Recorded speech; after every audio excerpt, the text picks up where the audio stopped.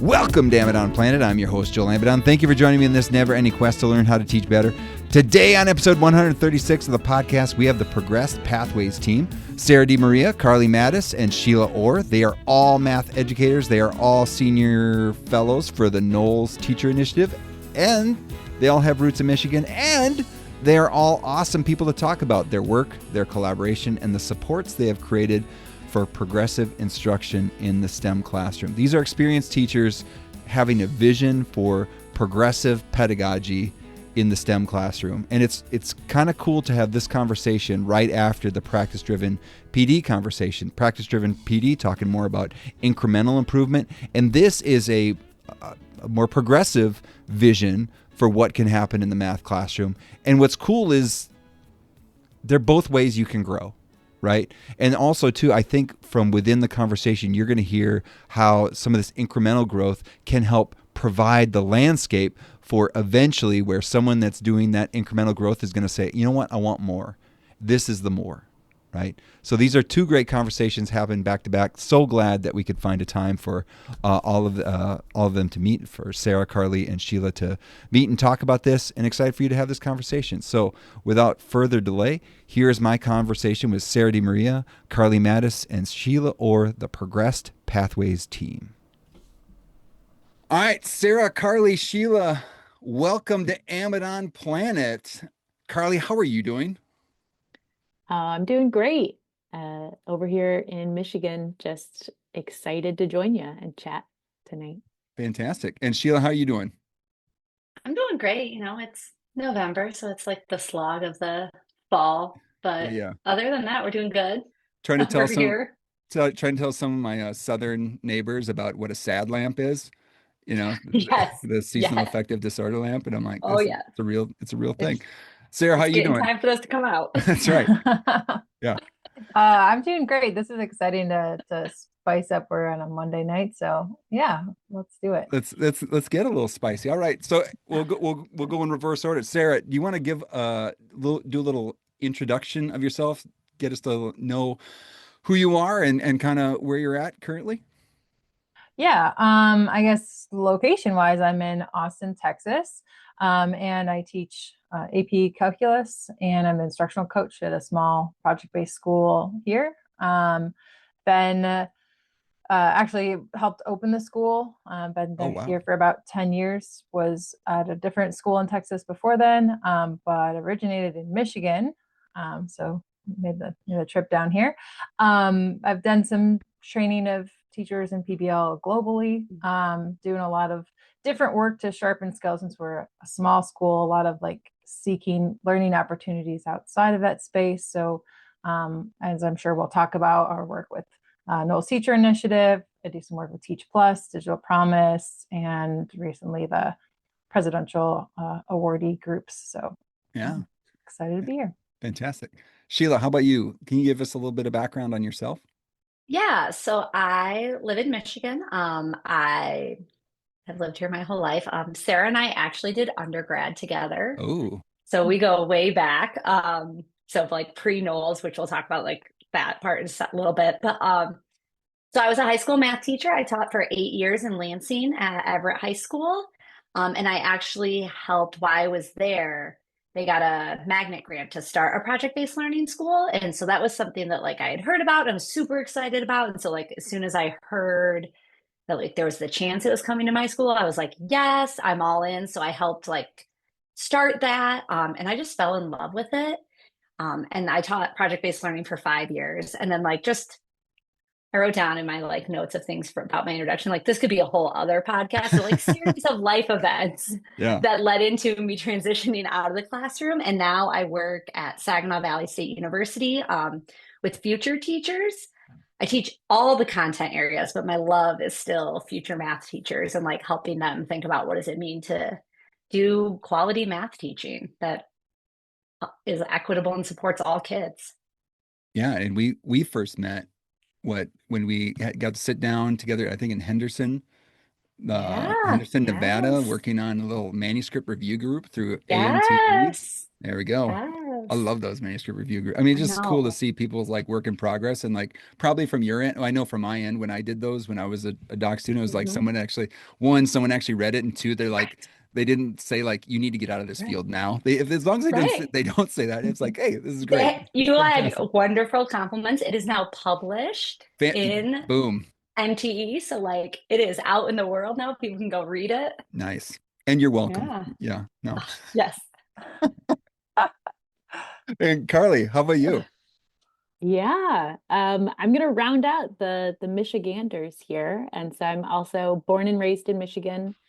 But I took a little journey after undergrad out to San Diego in my 20s and worked for 7 years out at High Tech High, one of the project-based learning schools out in San Diego. And what a dream to live in San Diego and spend my early teaching careers at a school that's whole mission is just untracked project-based learning for all students. And it was like the experience of a lifetime getting to work with passionate educators just wanting like exciting learning and projects to be at the center for students. On Sheila's same venture, I was brought back to Michigan around 2018. And since then, I've done some graduate school work on math education. I actually worked at Knowles for 2 years as a program fellow for them.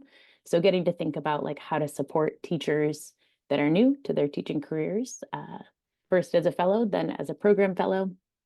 And then I worked on a project in the state of Michigan called MySTEM, where we talked about how to work with communities and schools and bring them together, to bring schools and communities together to think about a project problem in place-based education and how can we build those partnerships so that could be happening in more schools.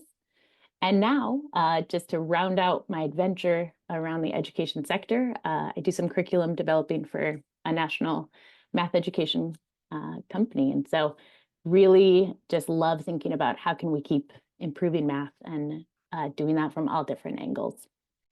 Seems like we could have each of you on to do individual podcasts, like a series of podcasts for each of you, given all the different things that you learned. But I mean, there's some I'll take it. You go ahead and sign us up now. Yeah. We'll come on back. Yep. Yeah. No, this is good. Because I mean, just even it seems like we got the project-based learning, obviously thread, and we'll talk about that obviously with am I going to say ProgressEd pathways? Is that how do you pronounce ProgressEd? Or you say ProgressEd? Progressed. Progressed. Progressed pathways. Yeah. I was emphasizing the ed, but You were. yeah. I love it. Yeah. And but then also the Michigan thing, and then also Knowles. So like, were you all Knowles fellows together at the same time, like in the same cohort, or what? How did that go? So we all were Knowles fellows. That's actually how we came together to start this work. So Carlee and I were in the same cohort. Okay.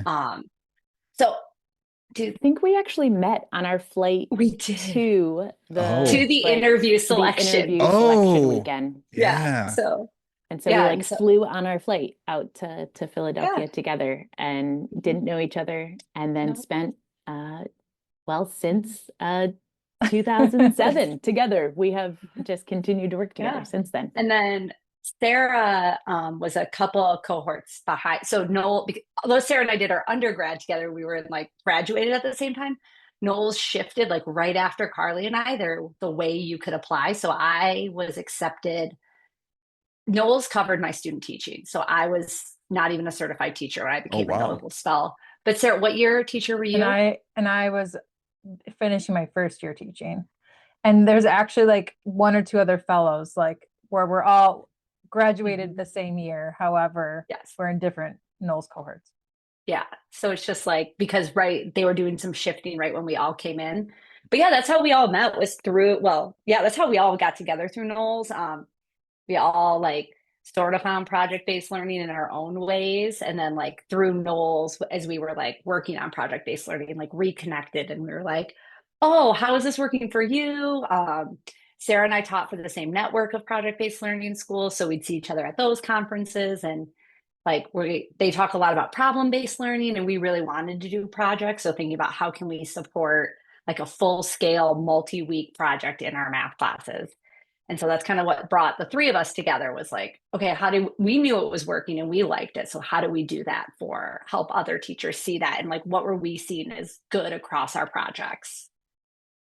And like the authentic, like coming together around a common, I mean, it's like a true, like professional learning community, like that's coming, like I love that. Like just, hey, we all have this desire.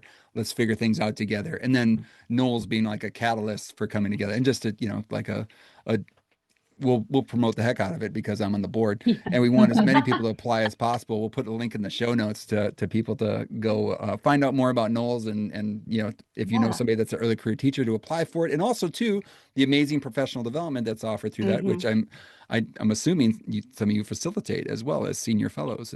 Exactly right. Yes. Yeah. So we will. Yeah. That's actually kind of how we all like got our start in some of facilitating, is that like senior fellow, like learning to do professional development. We developed the PBL course for Knowles, and so that was some of the heart of like after we kind of realized the dilemma. And at that point, I think it is worth saying, like, I'm in Texas, Carlee was in California, and Sheila's in Michigan, and we're all different parts of the country doing math PBL very well and getting consistently told that it's not possible, or that there's no support for it, or like, this conference, we're going to help everybody but everyone at doing math. And we were like, but it works. Like, we see it, like it's happening in our spaces, and it's happening in different spots of the country. And that's really where we're like, okay, what's going on over there? What's going on over here? Yeah. And then we found some really strong commonalities and said, okay, we've got to just like continue to ideate this thing together. So, which it sounds like a beautiful transition to this question about explaining progressed pathways, the name and what you have created through this synergy of awesomeness that started from connections across the country. Yeah, we're actually relatively new to being progressed pathways. We're just about a year with that like official labeling. But as you've heard, like we've worked together for over a decade as a team thinking about this. And so our mission actually came before the name, before any of this. And so like, I think the piece of our mission that really brought out our name is we believe in the transformative power of progressive pedagogies to offer all students discipline-rich and high-quality STEM experiences. And I think that idea that first, that every student deserves this way of learning and getting to see education not as something you like go and do and set down and it has walls around the classroom in which you're doing it, but that you are a full human when you're in school, and that you're learning and like getting to be part of that. And so we see progressed pathways as our avenue to support more, to broaden the scope in which we can like share this message and the reach in which we might be able to have on supporting other teachers, supporting others to like break down some of those walls around math has to be done this way. And what are some of those other ways to really progress that space? I like it. I mean, like this beautiful thing that you have created, like before even putting a name on it. And it's like, hey, we have there is something here. And it's beautiful, like thing where people can come together and I don't know, just in the last podcast, I started doing these movie things where I started talking about physical media. It will connect. Trust me, it is late. And I talked about the movie Hoosiers, like the beauty of a team coming together, right? And it's like individuals, but then all of a sudden, like, hey, there's this unifying thread, not just Michigan, but this idea of PBL, and like and then all of a sudden, like, hey, let's formalize it and put something on it. But it happened way before that. I like that, Carlee, a lot. Actually, before we get too far in, can we give an example just for folks out there that might, give me an example of like some project-based learning activity that might have been like, oh, that you can't do that, but like, hey, here's an example of something that we've done in our class. Anybody want to take that?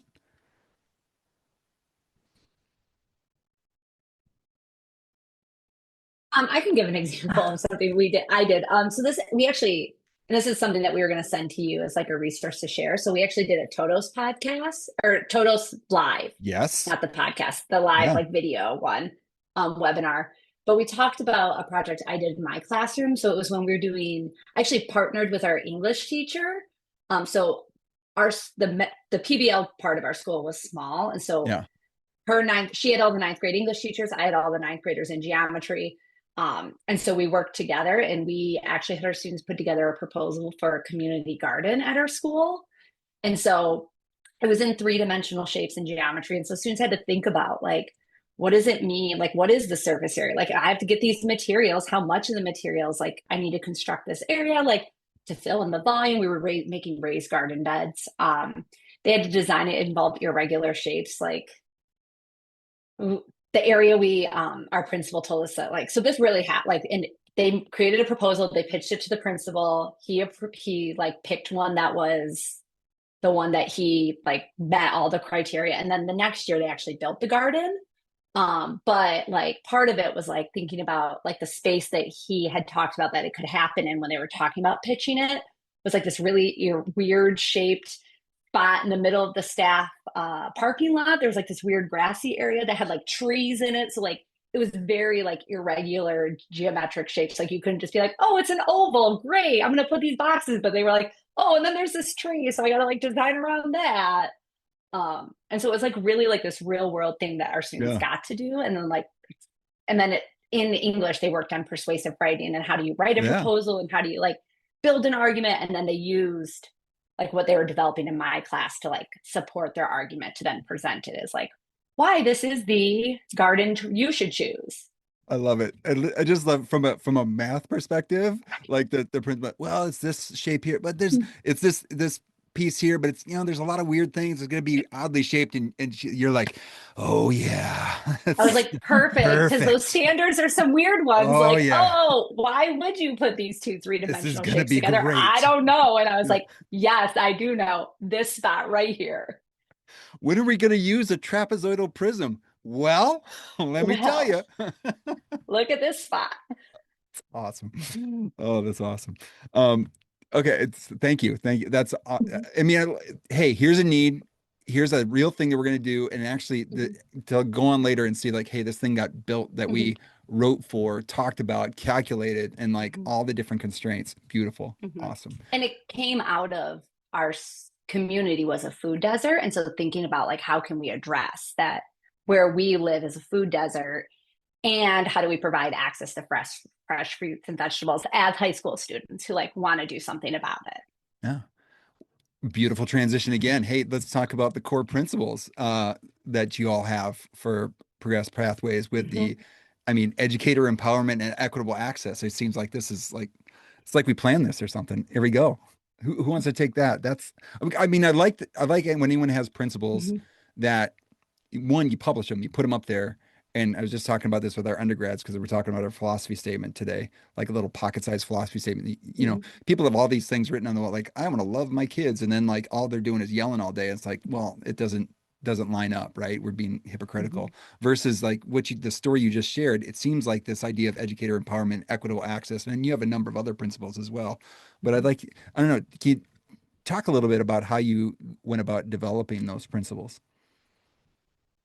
Well, I think again, like all of this work came like before, right? And it's like now we spend some time in saying, okay, like we want to make these more outside facing and share what we are about.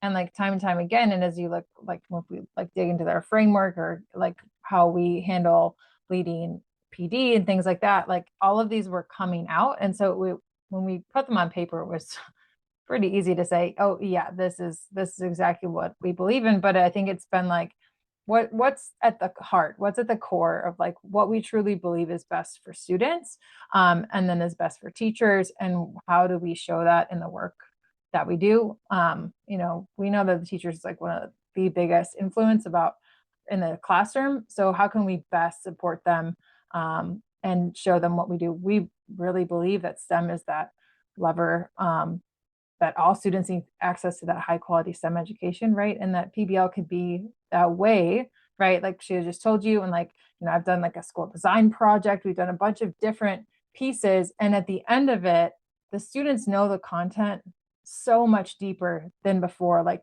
I taught Algebra 1 for a number of years, and like we would finish the curriculum early. I'd have like a month of review, and I was getting like pass rates on our state exams, like 20 to 30% higher than what these kids had done the year previously. And it's just like, it just skyrocketed because they have a reason for learning this. Yeah. And so like everything that we do is in service of being able to give kids that experience.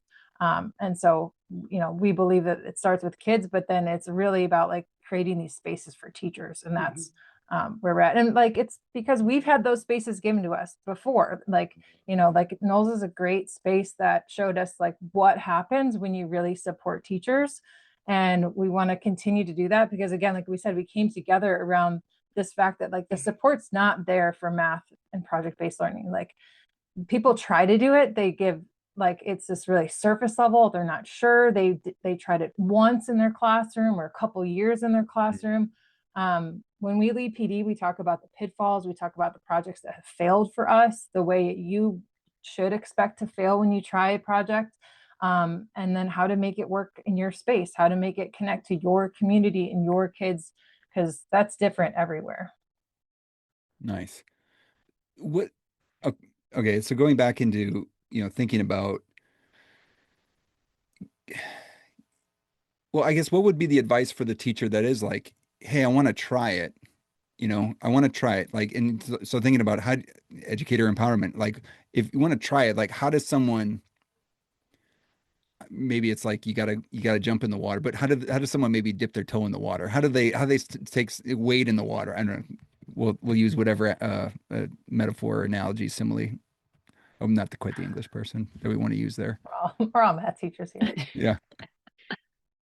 I think we go by like understanding like what the teacher's context is first, right? It's very different to be talking about how to do PBL if you're in a PBL school versus not, if you're versed in collaboration in your classroom or not. So I think it's kind of about what environment that teacher is teaching in, and then like what they're ready for, what they're interested in. Some teachers we like recommend like jump right in, try project, here's some planning tools, here's some templates, excited, like let's try to drive it home. And others it's like you need to start with group work, and you need to start with establishing norms in class, and you need to start with different routines and structures. And like once your space is primed for that, like the students will be more primed for project-based learning. I guess oh, sorry, go ahead, Carlee. Yeah, I think a little bit about like the classrooms that are trying projects at the end of a unit, and are already like a little bit curious about projects as a way to like really broaden what the learning from the unit is. We would then say that the project-based learning is opening that up across the unit, as opposed to it being this like little perk at the end. It's really what the entire learning is centered around, and how can you begin the unit inspiring students to get excited about it so they're asking for that, and then weaving that throughout the entire unit, as opposed to using a project as, we would call it like a dessert at the end of the unit. We instead think of it as like it's the main course. And so if you're already thinking about like doing projects, how could you then really rethink what that unit then looks like to make it a project-based learning experience? And so I think Sarah's point of the readiness is definitely a piece of it. But if that's something you're already like leaning into, how can you then take that and really open it up to be what motivates and inspires the student learning throughout the entire unit? Well, I like what this helps me in thinking about this so we went to Western Michigan, right? Sheila, did you go to Western Michigan? Or I went to Michigan State. Went to Michigan. I went to Western. Okay. I went to Western for grad school. Okay. All right. So, well, even to Michigan State and Western Michigan had Core Plus, and Michigan State had Connected Math Project, CMP. Yes. Anyway, so learning math in context. So I was a I was a field test teacher. Well, Carlee, we talked about this. I was a field test teacher for Core Plus when they came out with their revision, and having that, working in groups, right? Working in context, like I'm sure going back to the garden, fertile ground probably for doing PBL, right?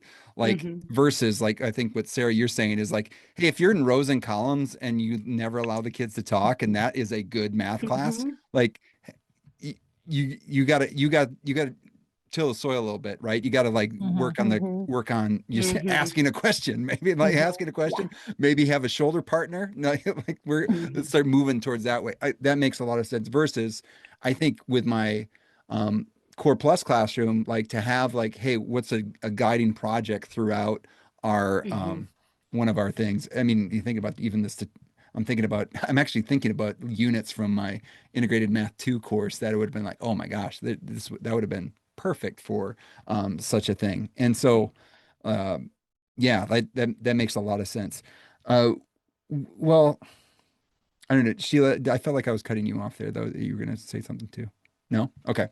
Very good. I don't, maybe, but I forgot. So you're good. Well, I mean, the thing is, what's cool is like you're talking about, we're going to get access to we'll put a link to the Totos Live webinar there too. But you also have some resources on your website, which we'll post a link to the website there too, that I thought were very interesting too. Like, for example, the monitoring menu was something that you just put out there, but it's like, again, one of those things I think helps someone lean into like, oh, these are some of the things I need, almost like the laying the ground for doing this kind of work within my math classroom.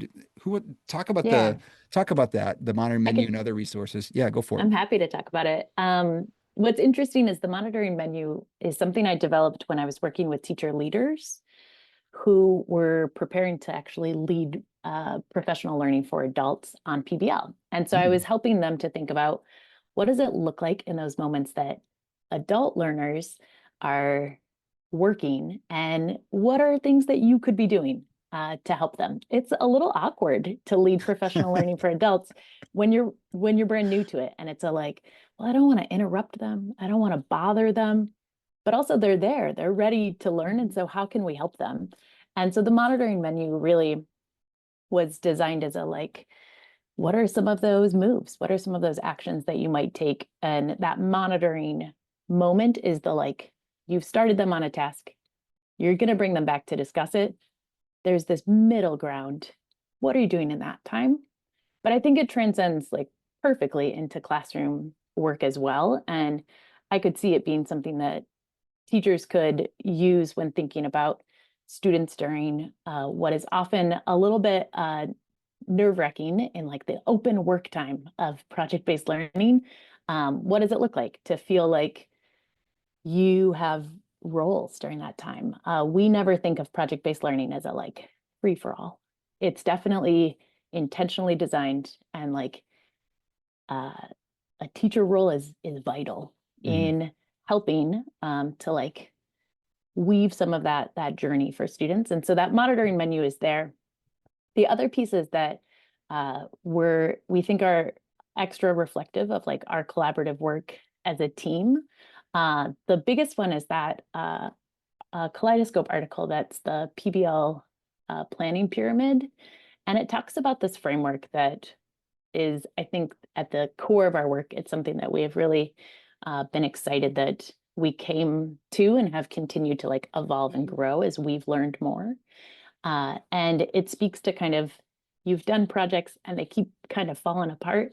What's happening and the intentionality around these core components here. And so we name those there.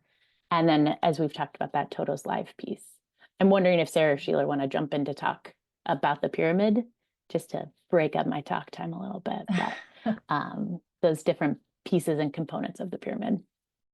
Yeah, I think, well, and I think when we also think about like some of the resources that are created out there right now too, a lot of these have been created like in kind of real time of our current experiences. Like the monitoring menu came out of a time Carlee was coaching some teachers. We've been building some pieces of like tools for AI or our practice pathway pieces. Sheila's doing some work in her classes right now with some PBL units. And then like I'm coaching my teachers we have a big focus around the practices, not just in math, but I coach all of our teachers.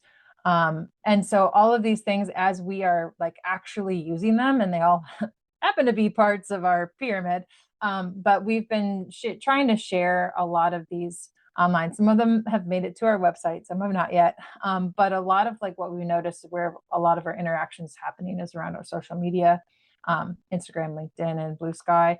And so we've been trying to share and post there and get more feedback around like, how are these tools working and things. But with our pyramids, we've really been centering our tools around like the elements of PBL. One of the other pieces in there is we name it as a practice pathway. And that's really like anchoring the math practices across the project and growing strongly in those. We feel like if that corner of this pyramid is gone, we've had some major pitfalls in projects that way. And then really bringing in this idea of math content storylining to really think about the standards. And those were giving us these really strong projects. And then we were also thinking about in our classes, like, okay, there's still something else that we didn't have exactly yet. And we started talking about these elements of we call them tools of belonging. And so we've been really thinking about those and how that weaves across the entire pyramid.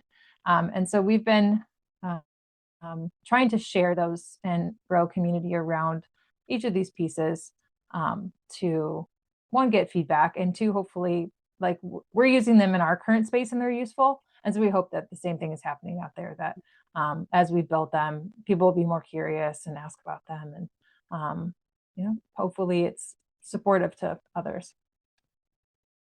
Yeah. I mean, I think people forget about the standards for mathematical practice, and the number one being make sense of problems and persevere in solving them. And like, just like what, I mean, as a parent, like I want my kid to figure this out.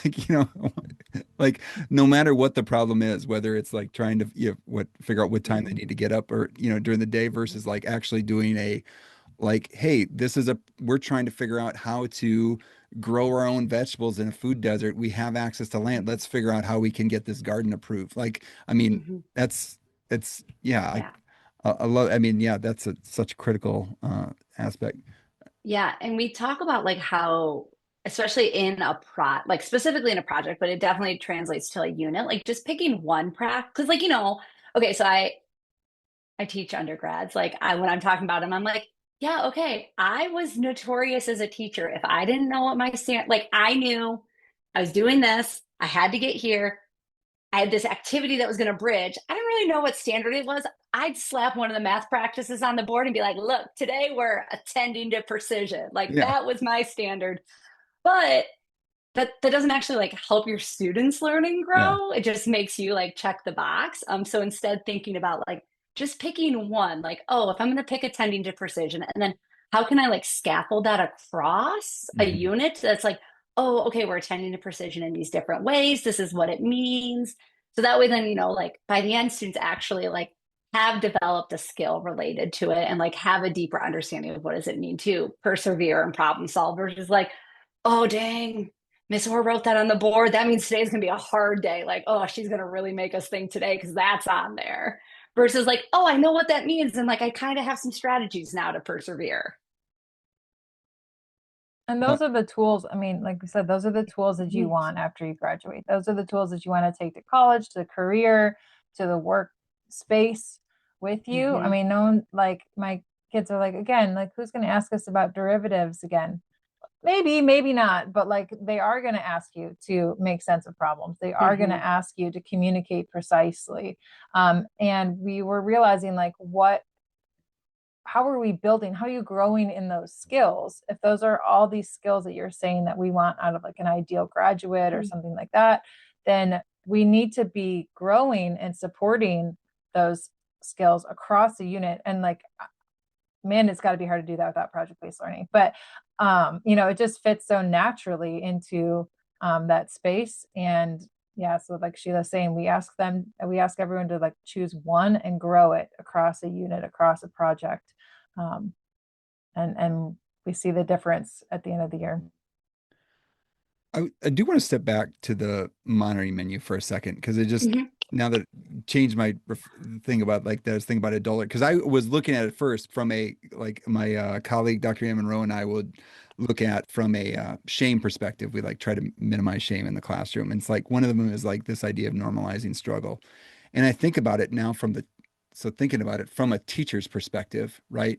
That I'm trying PBL, and like if I fail at it, just like if I fail at something, like, and I'm on my own, then shame, if you're on your own and you're failing, like, then there's shame. But versus like, hey, we all tried this, we all struggled a little bit, dang, but we're doing it together. And that the shame like meter goes plummets, because it's like, hey, we're doing this together. And I wonder, do you think that like when you all were figuring this out and doing it, like, was that something that helped you persevere to doing this? And at the get-go was like, hey, you're figuring this out together? Was that some, I don't know, was that some of the ingredients or secret sauce from earlier?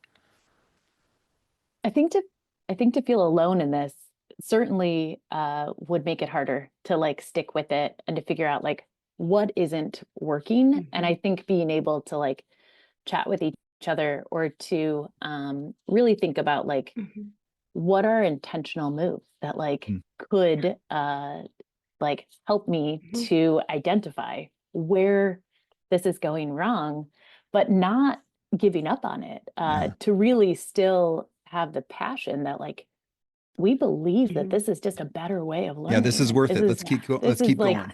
Yeah. And so how do we help teachers to see that? And particularly in math class, to say, this is different than how I learned. This is different than how math has ever been taught. But that doesn't mean it doesn't have value. And it will be hard to try something new. But what does it look like to like, to wonder, to question, and to like find those intentional moments? And that's where we've tried to plan out, like, what are these things that you can plan for? And then where are those moments that you're really leaning into your own students and your own classroom? And those decisions have to be part of how you're designing projects, because it has to be for you and your students. It can't be a cookie cutter project-based learning experience you got from somewhere else, because that's where it won't fit. It's going to like feel sticky again in a different way. Yeah. And I think too, like you were talking about, like for us, when we were in this work, like as new teachers starting project-based learning, like I still think like probably like, as I think about it, like back to Knowles, like we had inquiry groups that we were meeting, and like we had to be vulnerable and bring parts of our practice and like share like, hey, I tried this thing and like it's not going well and I need support, like help me please. And so like cultivating that, and like Knowles did a great job cultivating that community with us. And so like when we do professional learning, like it's not, we don't have 5 years to develop this beautiful community that like then you are vulnerable, but like to start off by us sharing our, like, I tried this project and I thought it was really cool, and they learned 0 things. We got to the end and I was like, no one knows trigonometry. Oh no. And so like letting like us being vulnerable then helps create that space for other people to say like, oh, I tried this thing and it didn't work. And I'm like, yeah, this is hard. Like, okay, well, what can we do different? Like, and kind of moving in that way. Cause like teaching's hard and you're not going to do it perfect every time. Well, and I think us going back to the fact that like, so all 3 of us worked at at PBL schools where that failure was common. Other teachers were trying it out too.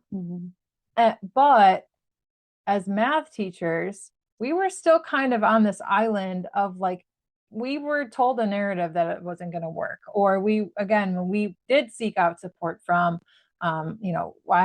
we had like school coaches with a network of schools that we're in and stuff like that. Then again, the support wasn't there. And then, we did try to seek it out somewhere else. So we seeked, like when we were at Knowles, we knew that the 3 of us could talk about these things.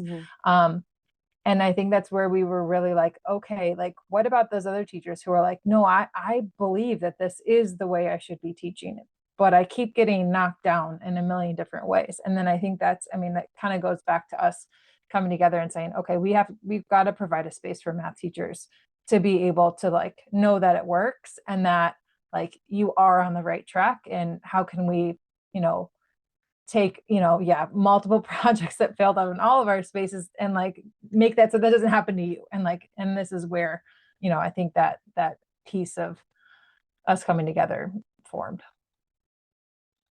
That's all. Beautiful. I almost thought, Sarah, you're this close to quoting Chumbawamba. Like you got knocked down, but you get up again. Never gonna keep I missed it. I missed it. So, man, the dad jokes keep going. Yeah. Sorry. It is late. Sorry. No, it's good. Bring them in. Yeah. Oh. So, I mean, it's almost like there's a picture of this beautiful partnership. And then the thing is, like, you're turning it outwards to then share it with others, which is wonderful. So like in doing that, in the things that you've learned, and then now trying to come together and synthesize and then share with others the things that you've learned, so others can like, it's almost like, hey, do this beautiful thing, and you'll start getting hooked on it.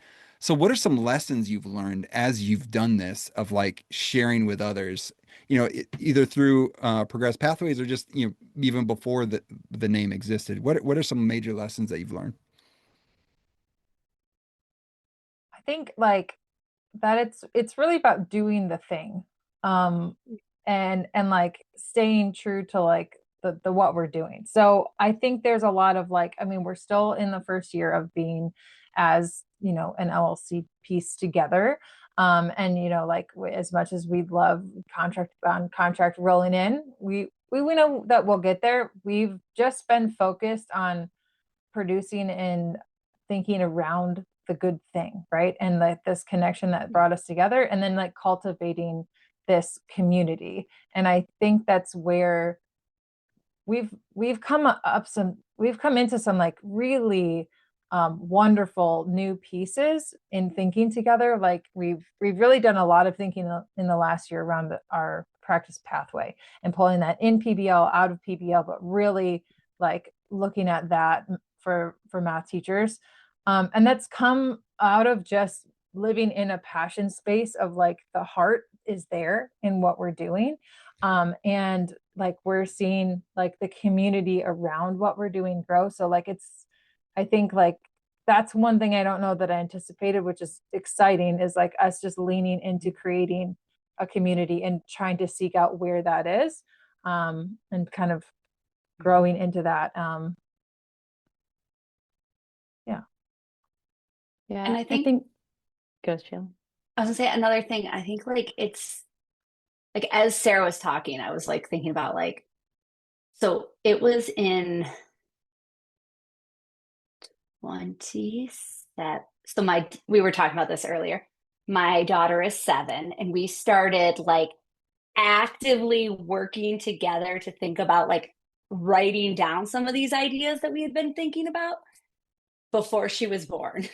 So like it's like long work that like is sometimes so slow, and then now all of a sudden we're like feeling like it's moving so fast, and we meet weekly and we're like, oh, do we have capacity? And like I have to sometimes pause and be like, oh, we've been working at this for a really long time, and like we've been thinking about writing some of these ideas down for a long time, so now it feels fast, but like we've been going on 8+ years of like just like getting like the organizing some of the ideas that we've been doing and talking about as teachers.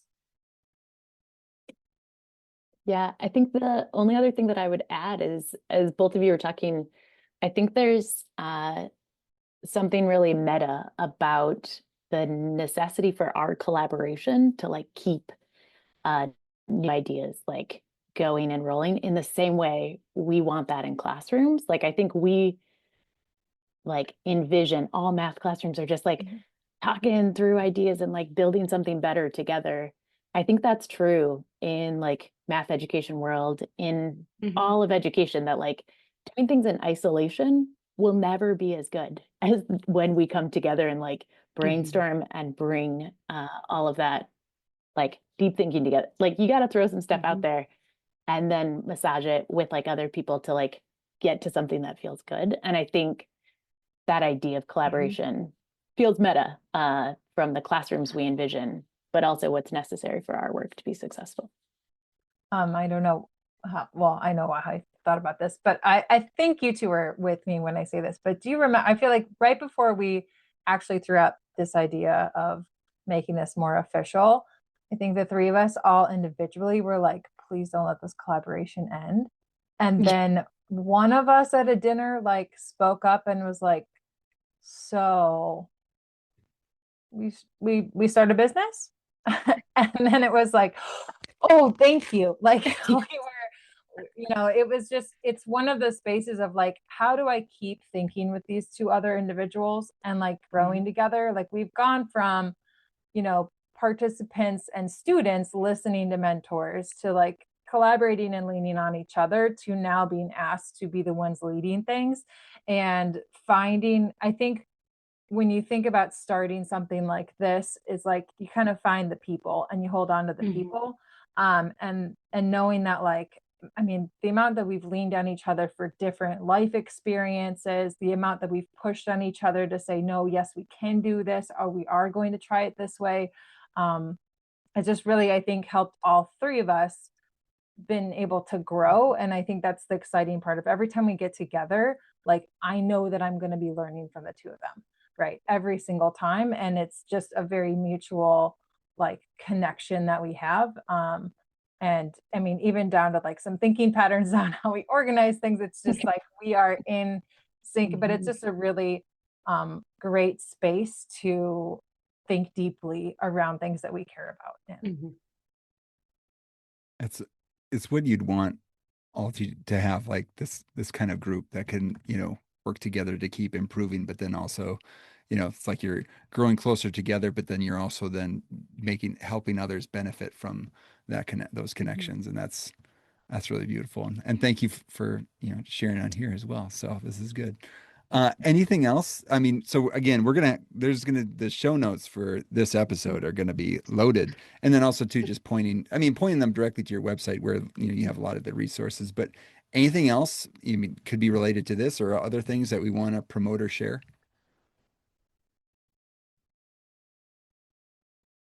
Actually, before we think about that for a second, first, let's do a couple quick questions. These are my bonus questions here. So every teacher, I like to ask any experienced teacher, what is the best thing you've learned lately to help you teach better? What's the best thing you've learned lately to help you teach better? Carlee, you're nodding. I feel like you got it. Oh, I think I learned this over and over that the work is more fun when it's work that's like new and interesting and you get to learn alongside your students, your colleagues. Like I think if we're asking new questions and we're trying to solve new problems, it just makes the work more interesting. Yeah. I don't know that it's an answer, Joel, but it's where my brain's at. Yeah. No, that's good. Sheila, what you got? So the course I am currently teaching is not just future math teachers. It is all content areas, which includes physical education, which is a new to me content area outside of being like a high schooler in a physical education. And I feel like I've learned so much just about the way they think about like their teaching and what goes into being a physical education teacher. And there's so many things that really overlap well with how like what it means to be a good math teacher in a way I feel like I constantly like every day I teach on Tuesdays, like when I go into class on Tuesday and they're like telling me this thing, I'm like, oh, we talk about that in math too. It's like this. And it's just like things that like, you don't like, you get so caught in your bubbles. And so like looking outside your bubble to learn new things and like seeing these like beautiful connections, it's like routinely like just a joy to like learn about something that I was never prepared that I was going to spend this much time learning about. Awesome. So you got something, Sarah? Yeah, I think it's just that, just like how much joy, I mean, if it's under the same vein, but just how much joy students bring and like, and how much they'll continue to surprise you when you don't give up on them. And just being able to like show up and be there like every day when I'm having a terrible day, because I don't teach all day. I teach one section. Once I get to like being in the room with my kids and like just get to save the space for that and be incredibly present in there. I mean, they just surprise you and make you like remember the reason why you do this every day, which is just a delight. Yeah, I've been seeing that. So we're towards the end of our semester, and like my elementary math methods class is one of those things where we've kind of built this community that like I have this thing where we talk about showing up and be good every day, and like they're starting to play off on it and like, hey, Amber, you showing up and being good today? Like how have you been? Like, and it's all these like behavior, like to just take a little moment to develop some sort of DNA for your classroom. So then the it's almost like it becomes a playground, you know, where we have this common space. Like it's kind of like we're all insiders on this thing, and now we're everyone's leaning in a little bit, and it's like, and then we, you know, you just start to develop little things like that, and I just over and over again, I'm being reminded at, you know, I've done a lot of semesters now, where it's like, okay, this is worth it. Like they might roll their eyes at the first few days, but then, hey, it becomes something.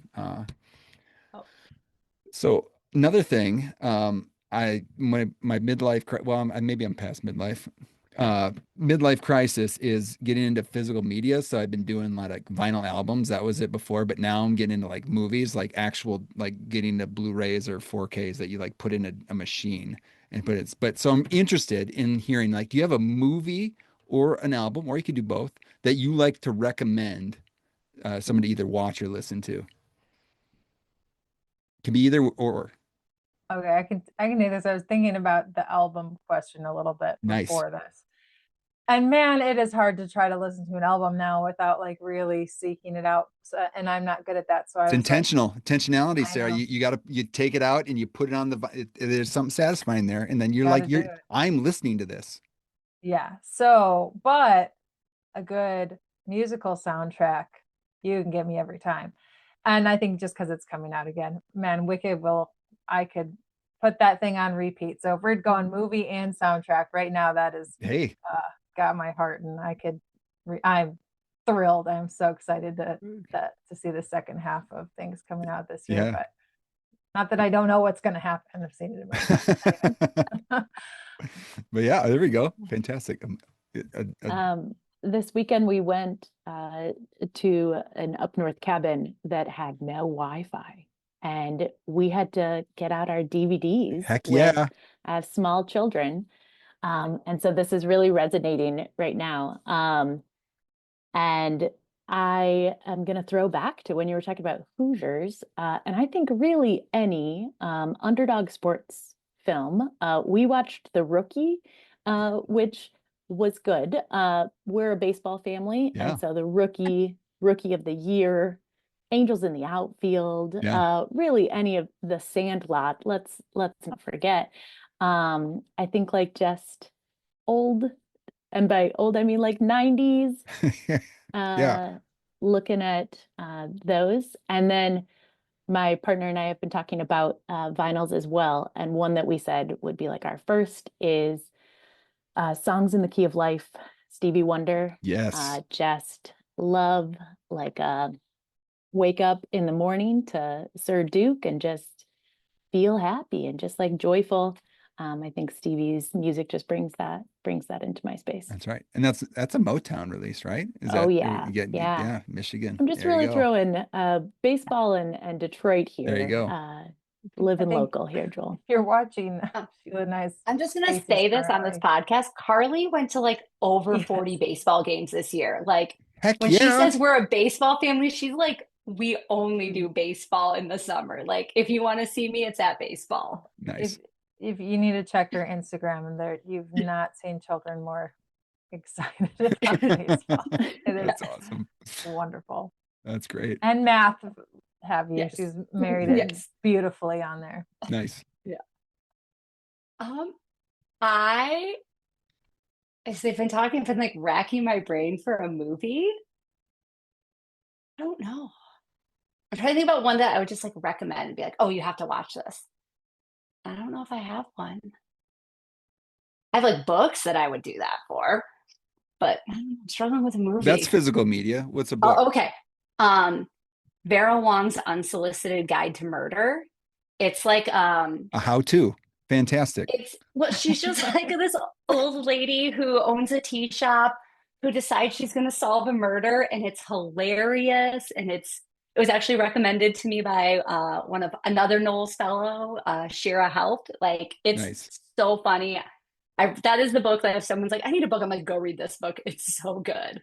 But I did think about music, and like I was thinking about like I often like just throw on like a playlist, and I'm like, oh, whatever's on there. But an album, I have to listen to, when I listen to it, I have to listen to it in the correct order, like the way it was released. It can't Yes. be like on shuffle. Beyonce's Cowboy Carter. Yes. I am pretty sure she deserves an acknowledgement in my dissertation, like nonstop while I was writing. And so like that is one that I like know the songs in order. If I hear one song out of order, I'm like, nope, that's not where that goes. This is where what needs to be next. Nice. We're just past my last year for my birthday. I went to our local record store and I got that album. So that was good. It was a good birthday album. It. Awesome. Thank you. I appreciate that for humoring me. And we got a book. That's a new one. Yeah, new physical media right there. I'm stretching you into a new physical media. There you go. Because my movie would be K-pop Demon Hunters, which I don't know if I actually recommend, but my 7-year-old is obsessed with it and we watch it nonstop. My 16-year-old daughter is like, Dad, can we watch this together? And anytime my 16-year-old daughter wants to say like, let's do something together, I'm like, heck yeah, let's watch some Demon Hunters. Yeah, and I like a musical too, and they're singing all the time. It's catchy. And the songs are good. They're catchy. Yeah, songs are good. All right, it's anything else to promoters? You've been very generous with your time. You're very generous with your expertise, and so anything else to promoters share that we haven't already talked about? I think just to go back to Sarah named that right now, much of our sharing is through our social medias, and that's a great way to connect with us and see what's on our mind and what we're currently working on. We do have a few things that we can send you, the link to the Todos Live and those articles that we've referenced that go over the framework. But we also have an option if people want to sign up for an email that we can get some of these things like right to their inbox. Fantastic. And potentially a newsletter to come if we can get ourselves going in that way. And so would love to give that to people if they would prefer to sign up and get it right to their inbox. Well, and once we get that, we can put a sign for that in the Amazon Planet Dispatch. There we go. Love that. Plug for my own email list. But we'll get it out there. I mean, that's the thing too, is like knowing that you're continuing to develop and promote, this stuff and that you're passionate about it. It's just like, I'm excited because of what's to come as well. Not only what you've done, but also what's to come. So, and that's cool. And so we'll get all those different ways to connect with you. Thank you so much for sharing your time and expertise. I appreciate it. Thanks for coming to Amazon Planet. Thank you so much. All right, there's my conversation with the Progressed Pathways team. We got Sarah, Carlee, and Sheila. So glad they're willing to share their time and expertise on this episode of Amazon Planet. Now we get to the worst branded segment ever for a podcast, the physical media of the episode. I mean, this album of the episode sounded much better. Movie of the episode sounds better, but it could be one or the other, right? Today we are going back to some music, some vinyl. And I have the Red Clay Strays made by These Moments. So one thing I like is something that's not physical media is my Spotify Discover Weekly playlist, where it just populates music that I guess Spotify or the algorithm thinks I would like. And that's where something popped up from the Red Clay Strays. And it was, which one was it? Want to Be Loved. I Just Want to Be Loved. That song came on. And it's like you hear something with someone with a unique voice and a unique sound and kind of like, oh, I kind of like that. And so then you go and take a look. And what really struck me was then later on, I was part of a vinyl club, the Magnolia Record Club, which was started by Drew and Ellie Holcomb, I believe. And then I think they're curators now, but whatever. Anyway, it was one of their choices for like record of the month. And so I was like, hey, I'm going to join it for 3 months, get 3 records. I think it's like $80 or something. I'll put a link in the show notes in case you're interested in joining the Magnolia Record Club. Anyway, this album came and it's just one of those when you put it on, you like to listen to it. Nothing. I mean, it's more kind of rootsy. There's some stuff that gets going a little bit. There's some rock in parts of it. There's kind of country. There's folk, kind of Americana kind of sound to it. But hey, it's good stuff. And they have multiple albums, so go check out the Red Clay Strays. There it is. Pretty simple. The physical media of the episode. Holding the vinyl record in my hand right now. They're standing in like a grassy area of what I would say is Alabama, because that's where they're from. All right, enough of that. Hey, that's going to wrap up this visit to Abaddon Planet. Show notes are going to be available at abaddonplanet.com/episode 136. If you'd like to support the podcast, you can subscribe, rate, review, and share this episode to help others find this content. Really appreciate that. Listenership has gone up, and I think it's because people are doing just those things. So appreciate that. You can also subscribe to the email list to receive the Abaddon Planet Dispatch for teaching resources and updates from Abaddon Planet. One of the things I do promote is the Knowles Teacher Initiative Fellowship and the professional development opportunities that we talked about in this episode. So go check them out. You can check them out in the show notes, but also put yourself on the Dispatch email list and you'll get those links as well, because I think there's good stuff. It's free and low-cost professional development. What else do you want? There you go. So if you want to engage further, hey, submit a question, comment, or suggestion to the mailbag by sending an email to joel@abaddonplanet.com. Lastly, I'm always looking to collaborate with those leading others to love through teaching. If you have an event or opportunity, email me at joel@abaddonplanet.com or visit abaddonplanet.com/about to fill out the request a call form. Love it when we get those and get an opportunity to go out into the world and to really collaborate on learning how to teach better. All right, so thank you for spending time on Abaddon Planet. Special thanks to Sheila, Sarah, and Carlee for sharing their time and expertise. Thanks to Matt Mifflin for the music in this episode. Finally, thank you to all of you out there learning to teach better and be the good in the world by investing in the lives of others.